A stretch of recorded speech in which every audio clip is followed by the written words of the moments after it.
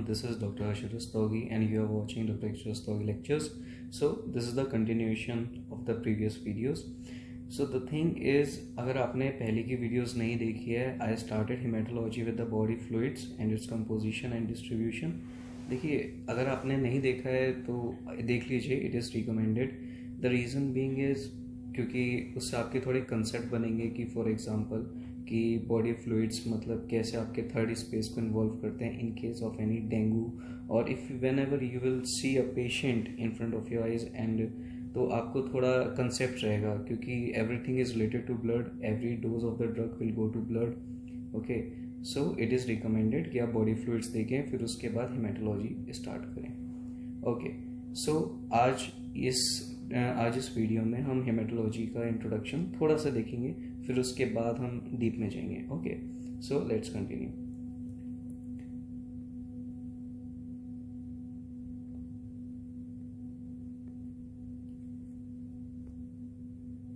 Okay, now we have started with the haematology part. So first of all पहले देख ही लेते हैं यार हेमेटोलॉजी होता क्या है.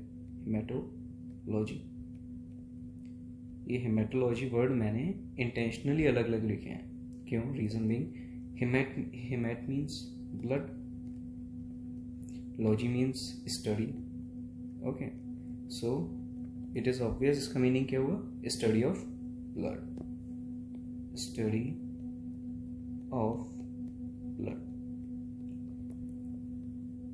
चलिए, एक फैक्चुअल चीज है, मैं आपसे पूछता हूँ. देखिए, हमारी बॉडी में काफ़ी सारे कनेक्टिव टिश्यूज़ हैं. ओके, अब सारे जितने भी कनेक्टिव टिश्यूज़ हैं जो बोन्स को, मसल, टेंडन और ये मतलब मसल और बोन को अटैच करते हैं, these are all like connective tissues, right. So आपने देखा कि अभी की जो कनेक्टिव टिश्यू हैं वो सारे सॉलिड हैं, है ना. तो अब एक ऐसा कनेक्टिव टिश्यू बताओ जो कि होगा liquid, that is a liquid connective tissue. It is none other than blood. Okay, so what is blood? Blood is liquid connective tissue. Okay, अब ये जो कनेक्टिव टिश्यू है, this is the most basic word है ना. जिन्हें नहीं पता उन्हें मैं बता देता हूँ. Connective means the thing that connects from, मतलब एक चीज जो एक दूसरे को कनेक्ट करे. ओके, तो यहाँ पे कनेक्टिव क्यों बोला गया ब्लड को? रीजन बीइंग, देखिए हम ब्लड का काम किया ऑक्सीजन कैरी करना, तो जितने भी सारे ऑर्गेन्स हैं उनमें ऑक्सीजन जा रहा है. ओके, तो ऐसे समझ लो इसे कि कनेक्टिव वर्ड इसलिए हम ये यूज कर रहे हैं क्योंकि सारा का सारा ब्लड सप्लाई हो रही है और जो ऑक्सीजन कैरी करके अलग अलग ऑर्गेन्स में जा रहे हैं. ओके, सो और ब्लड का नेचर क्या है? It is liquid. Okay, so it is a liquid connective tissue. Cool. Next, अब देखो ब्लड के दो कंपोनेंट्स हैं मेनली ब्लड में. ओके, ब्लड के दो कंपोनेंट हैं. अभी हम इससे पहले वाले वीडियो में देखे थे ब्लड के दो कंपोनेंट हैं. एक है आपका प्लाज्मा और एक हो गया आपका सेल्स. ओके, प्लाज्मा और सेल्स. अब पहले देख लेते हैं सेल्स. ओके, लास्ट वीडियो में भी देखे थे, इसलिए मैं कह रहा हूँ कि एक बार बॉडी फ्लूइड्स देख लो तो उससे आपके थोड़े कंसेप्ट अच्छे बनेंगे. ओके, तो सेल्स, अब ब्लड में कौन कौन से सेल होते हैं? एक आरबीसी, दो तो हमें पता है, आरबीसी, डब्ल्यूबीसी. एक कुछ लोग मिस आउट कर जाते हैं, एक और होता है, वो होता है क्या? चलो एक क्वेश्चन पूछता हूँ. ये एक ऐसा सेल है जिसके अंदर न्यूक्लियस नहीं है. ओके, न्यूक्लियस नहीं है. अब आप थोड़ा सोचो कि ऐसा कौन सा सेल है यार जिसमें न्यूक्लियस नहीं है ना. सो बताता हूँ, it is platelet.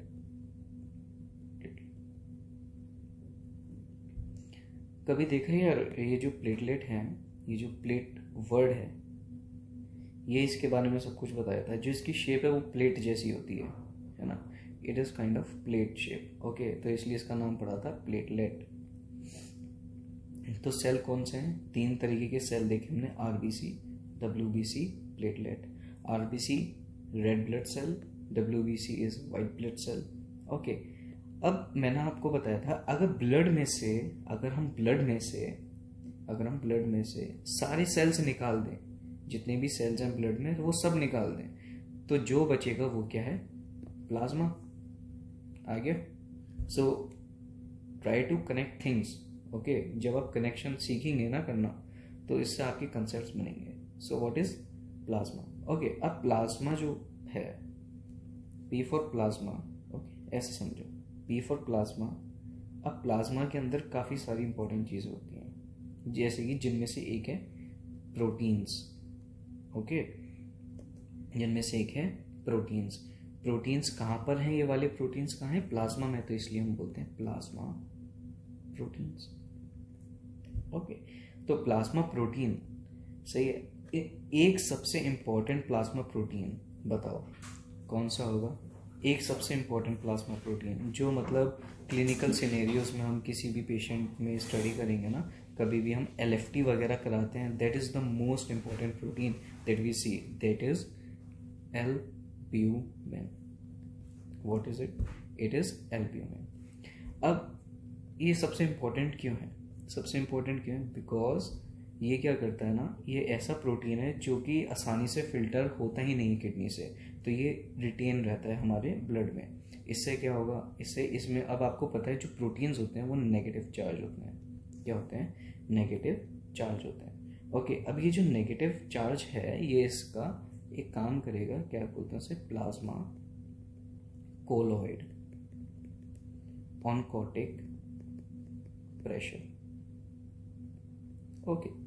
Plasma colloid oncotic pressure, ये कुछ नहीं है, इसका मतलब ये है कि ये पानी को अपनी तरफ रोक के रखता है। ये एक ऐसा ग्रेडियंट क्रिएट करता है कि ब्लड में पानी, मतलब ब्लड से पानी चिपका रहे और वो अपने ही वेसल्स में रहे, बाहर ना जाए। अगर वो बाहर चला जाता है, वेसल से बाहर अगर पानी लीक हो रहा है, तो इट मीन्स उसे हम क्या बोलेंगे? Third space is involving, okay. Third space जैसे कि आपका हो गया एब्डोमेन में एसाइटिस हो जाता है ना, तो इट इज थर्ड स्पेस। और आपके कभी सुना होगा लंग्स में पानी भर गया, okay, that is also a third space, है ना। तो अगर एल्ब्यूमिन कम हो जाएगा तो थर्ड स्पेस इन्वॉल्व हो जाएगी, जिसकी वजह से पानी भर जाएगा हमारे शरीर में इधर उधर, है ना, कैविटीज में स्पेसिफिकली। तो एल्ब्यूमिन एक सबसे इंपॉर्टेंट प्रोटीन है, ये तो हमें पता ही होना चाहिए, ओके। और कौन से प्रोटीन होते हैं? एक होते हैं ग्लोब्यूलिन्स, सही है। दो तरीके के होते हैं, एक अल्फा होता है और एक बीटा ग्लोबुलिन होता है, ओके। और देखते हैं और कौन से होते हैं। मैं अभी आपको बहुत सारे प्रोटीन्स होते हैं, बट उनमें से इम्पोर्टेंट हम अभी डिस्कस करेंगे, क्योंकि वीडियो ज़्यादा लंबी बन जाएगी, तो इसलिए जो जो इम्पोर्टेंट है वो मैं आपको बता रहा हूँ। मतलब मैं ऐसी चीज़ें कराऊंगा जो कंसेप्ट से रिलेटेड होंगी, सही, उससे बाहर नहीं। एक प्रोटीन है जो, चलिए आप गेस करिए, एक ऐसा प्रोटीन बताइए, सही है, वो आपके क्लॉटिंग सिस्टम, मतलब क्लॉट बनाने में हेल्प करता है। कौन सा है वो प्रोटीन? सही है, वो है फाइब्रिन प्रोटीन, ओके, फाइब्रिन। और फाइब्रिन बनता है किससे? फाइब्रिनोजन, सही है, फाइब्रिनोजन से बनता है फाइब्रिन, ओके। और कौन सा है? एक ऐसा बताइए कि मतलब एक प्रोटीन होता है, मैं ऐसे बताता हूँ, जो बनाता है एंजियोटेंसिन, ओके, जो बनाता है एंजियोटेंसिन। अब एंजियोटेंसिन का तो आपको काम पता है, सही है। तो ऐसा कौन सा प्रोटीन जो एंजियोटेंसिन बनाता है? It is angiotensinogen, okay. Angiotensinogen क्या बनाएगा? Angiotensin, okay. और कौन कौन से प्रोटीन्स होते हैं? एक और इम्पोर्टेंट जो आपके ब्लीडिंग में हेल्प करते हैं, एक है प्रोथ्रोम्बिन,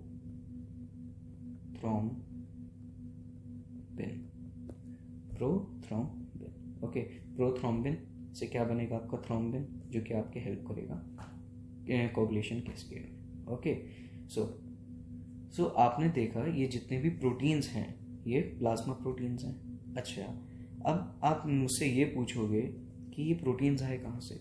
ऐसा तो नहीं है कि ये सारे डाइट में से आएंगे प्रोटीन, नहीं, है ना। तो actually diet is a source of protein, okay, but वो मेटाबोलाइज्ड होंगे।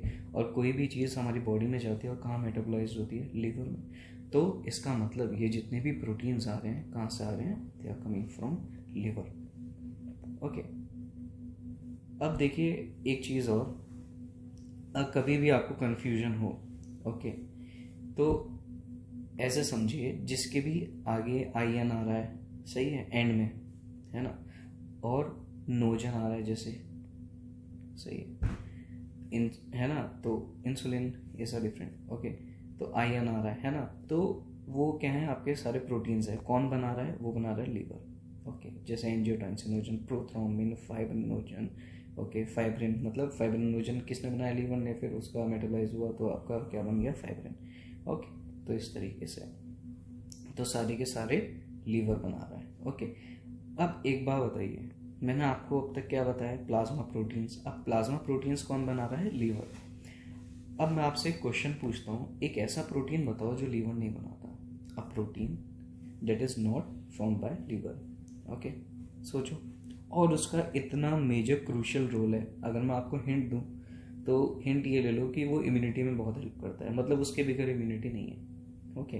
तो वो कौन सा प्रोटीन होगा, सही सोच रहे हो, दीज आर एंटीबॉडीज, है ना। Antibodies are the major part of immunity, okay. तो आपका ये जो आपके जितने भी एंटीबॉडीज होते हैं, इन्हें क्या बोलते हैं, इम्यूनोग्लोबुलिन्स।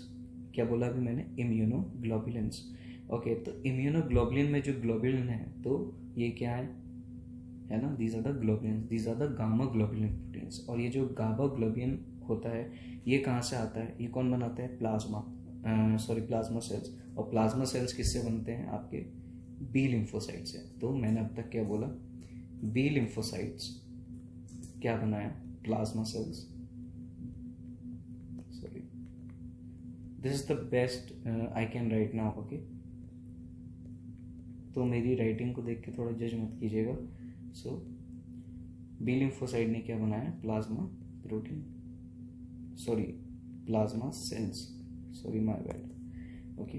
बी लिम्फोसाइट्स ने क्या बनाया, बी लिम्फोसाइट का जर्मिनल सेंटर में प्लाज्मा सेल्स होते हैं, सही है। तो वो उससे बाहर निकलता है जर्मिनल सेंटर से बी सेल के, तो उसे हम क्या बोलते हैं, जो बाहर निकलता है उसे हम बोलते हैं प्लाज्मा सेल्स, ओके। तो बी लिम्फोसाइट्स ने बनाया आपके plasma cells, and plasma cells will form immunoglobulins, okay. तो ग्लोबुलिन्स, तो ग्लोबुलिन प्रोटीन कौन सा, गामा ग्लोबुलिन, ओके। तो ये एक ऐसा प्रोटीन है, ये बनाया किसने, मैं अभी बता रहा था कि लीवर ने बनाया सारे प्रोटीन, तो ये बनाया आपने बी लिम्फोसाइट। किसने बनाया ये, बी लिम्फोसाइट,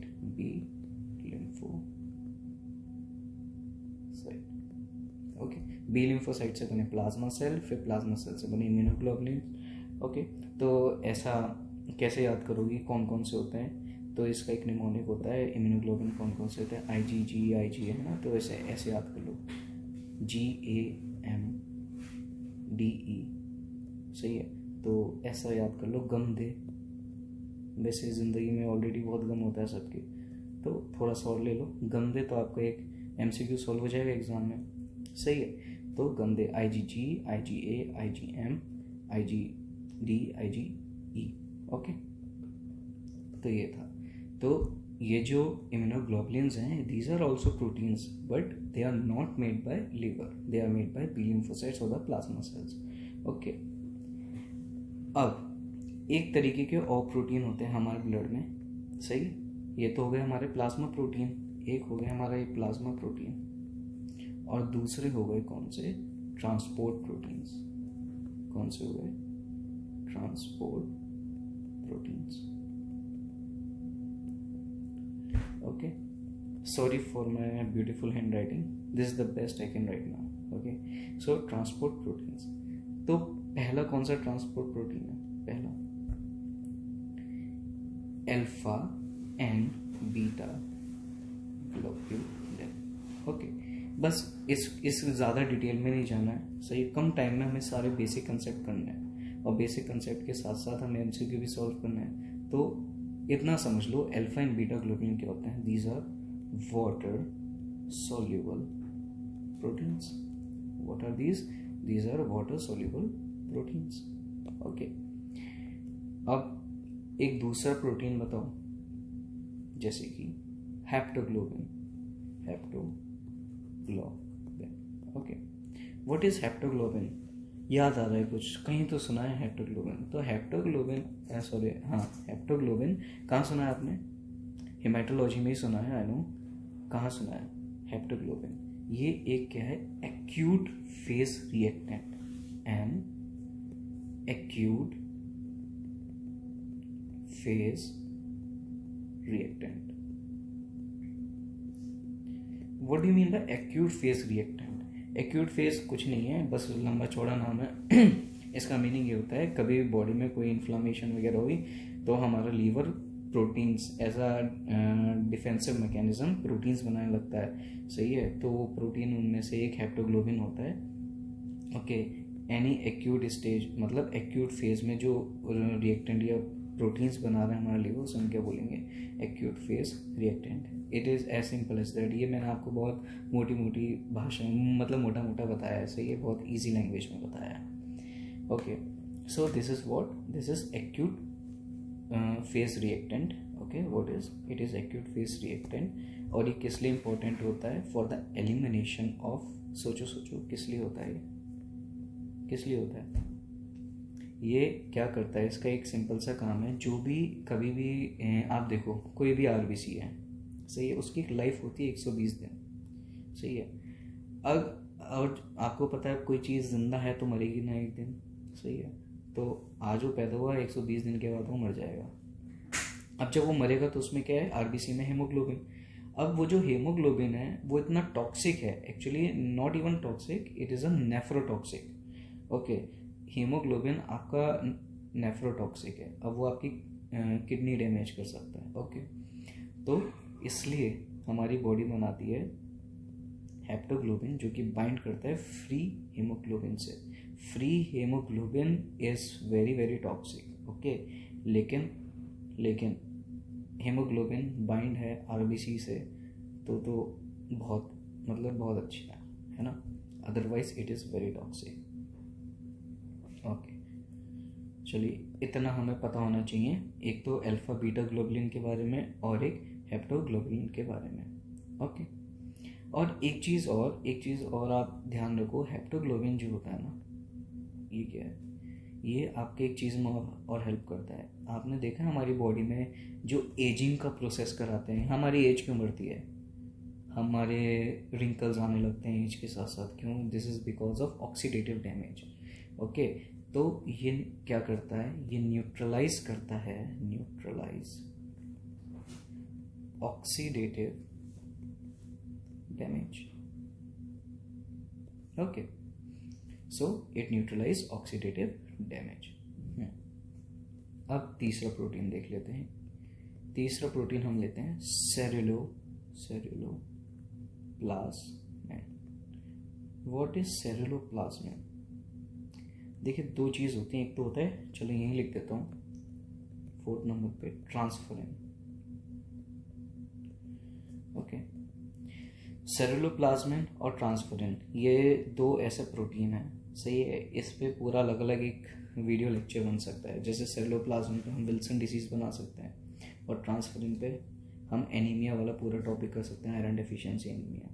लेकिन अभी मैं कुछ देर में बताऊंगा आपको कि इतना इंटरेस्टिंग है कि मतलब सेरुलोप्लाज्म मतलब आपका कॉपर की वजह से भी आपको आयरन डेफिशिएंसी एनीमिया हो सकता है. ट्रांसफरिन की वजह से भी आपको आयरन डेफिशिएंसी एनीमिया हो सकता है. ओके.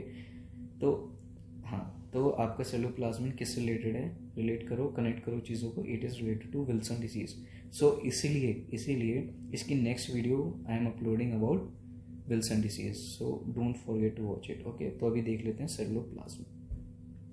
सेरुलोप्लाज्मिन का काम क्या है? देखिए सेरुलोप्लाज्मिन और ट्रांसफरिन का काम दोनों एक जैसा है. बस एक ही डिफरेंस है. सेरुलोप्लाज्मिन बाइंड होता है कॉपर के साथ. ट्रांसफरिन बाइंड होता है आयरन के साथ. As simple as that. Okay. Transferrin